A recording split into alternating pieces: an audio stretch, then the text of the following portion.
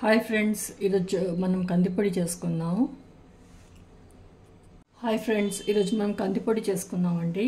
కందులు తీసుకున్నాను, కందిపప్పు తీసుకున్నాను. ఇది 3/4 తీసుకుంటున్నాను కదా.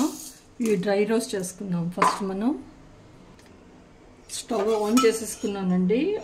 ఆయిల్ వేస్తున్నాను. 1 టేబుల్ స్పూన్ వేసుకున్నాను ఆయిల్. ఫ్రై చేసుకున్నాం. ఇప్పుడు ఇది మీడియం ఫ్లేమ్లో పెట్టుకున్నాను స్టవ్.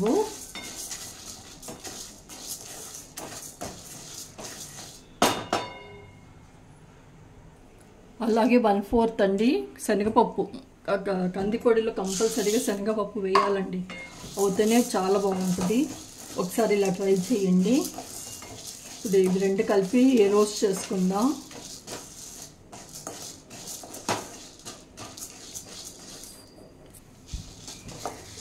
ఇది ఇంకా రోస్ట్ అవ్వాలండి. లో ఫ్లేమ్లోనే పెట్టుకున్నాను. ఇవి ఫ్రై అయిపోయాయండి. సో ప్లేట్లోకి తీసేస్తాను. ఇప్పుడు 1 టేబుల్ స్పూన్ ధనియాలు వేసుకుందామండి. అలాగే 1 స్పూన్ జీలకర్ర కూడా వేస్తున్నాను.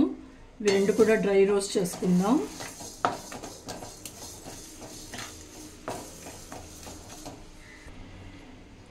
ఇవి మంచి అరోమా వస్తుందండి. ఇవి కూడా ఫ్రై అయిపోయాయి.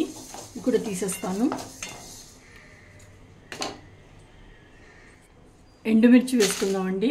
మీరు కారం ఎంత తింటారో దాన్ని బట్టి వేసుకోండి. ఇక్కడ కొద్దిగా ఆయిల్ కూడా వేస్తాను. ఫ్లేమ్ లోలోనే పెట్టి ఫ్రై చేసుకుందాం.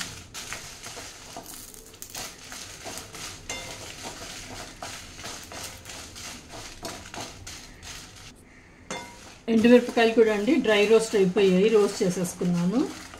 తీసేస్తాను. ఇవి కూడా